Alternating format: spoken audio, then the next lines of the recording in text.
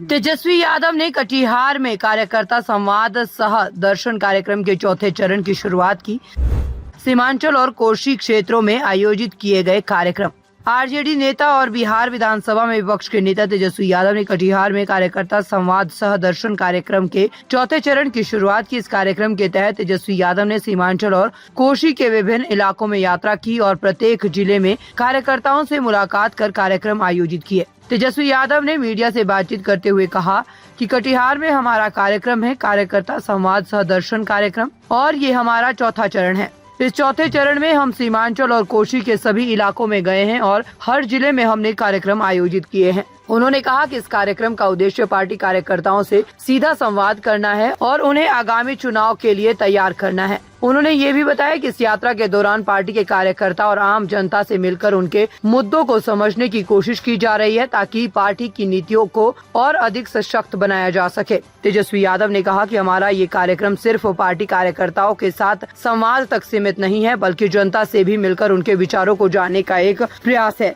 सीमांचल और कोशी के इलाके बिहार के महत्वपूर्ण हिस्से हैं और यहाँ की समस्याओं को समझकर हम उन्हें सही दिशा देने की कोशिश कर रहे हैं। इसके साथ ही उन्होंने ये भी कहा है कि आगामी चुनावों में जनता आरजेडी की नीतियों को समर्थन देगी क्योंकि पार्टी हमेशा से किसानों, युवाओं और पिछड़े वर्गों के लिए काम करती रही है। तेजस्वी यादव के इस कार्यक्रम के दौरान पार्टी कार्यकर्ताओं में जोश और उत्साह देखने को मिला और उन्होंने ये स्पष्ट किया कि आरजेडी अपने कार्यकर्ताओं के साथ मिलकर बिहार के विकास के लिए काम करेगी। कटिहार में हम लोगों का कार्यक्रम है कार्यकर्ता दर्शन सह संवाद कार्यक्रम और ये चौथा फेज है हम लोगों का। और इस चौथे फेज में जितने भी सीमांचल के इलाके हैं या कोसी का इलाका हो, हर जगह हर जिले में हम लोगों ने घूमा है और ये कार्यक्रम हम लोगों ने किया है। और आज कटिहार में इस कार्यक्रम को होना है तो जितने भी हमारे बूथ लेवल से, पंचायत लेवल के, ब्लॉक लेवल के, जिला के जितने हमारे वर्कर हैं, पार्टी के पदाधिकारी हैं, उनसे हम लोग जो है संवाद करेंगे।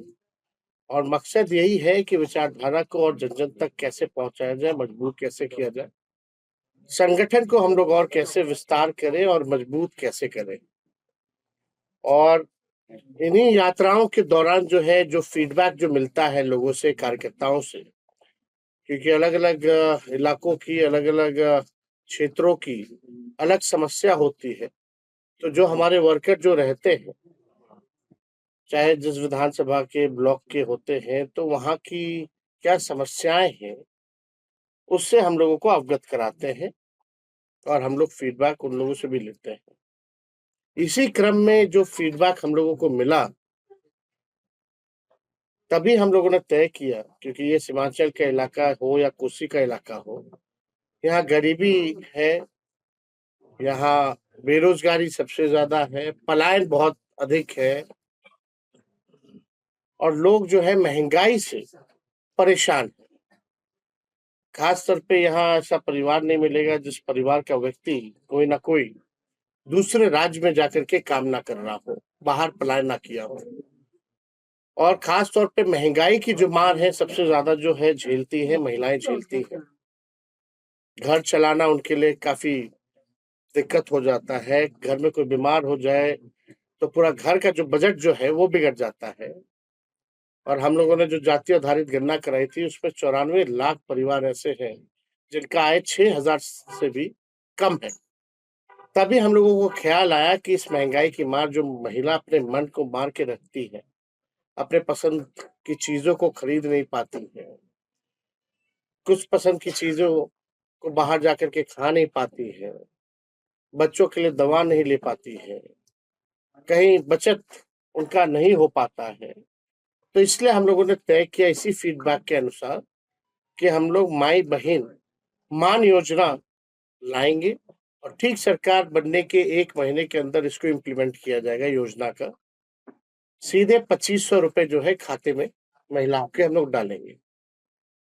और हम लोगों ने ये भी बताया कि जो वृद्धा पेंशन है या आपका जो सामाजिक सुरक्षा पेंशन जो है, बगल के झारखंड में चले जाइए तो 1000 रुपए मिलता है, तो हम लोग इसको 400 से बढ़ा करके 1500 रुपए करेंगे।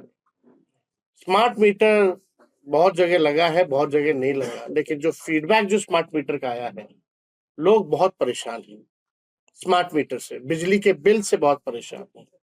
और बिहार देश में ऐसा राज्य है जहां बिजली सबसे महंगा मिलता है। तो हम लोगों ने तय किया कि 200 यूनिट फ्री में बिजली अगर हमारी सरकार बनेगी तो हम लोग करेंगे।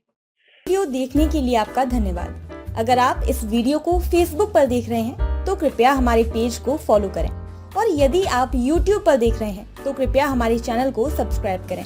आप अपने दोस्तों में या फिर फेसबुक और व्हाट्सएप ग्रुपों में महत्वपूर्ण खबर यानी अफवाहों से दूर सटीक और सही जानकारी वाली इस खबर को साझा करना ना भूलें ताकि वे भी सटीक और विश्वसनीय खबरों से अपडेट रह सकें।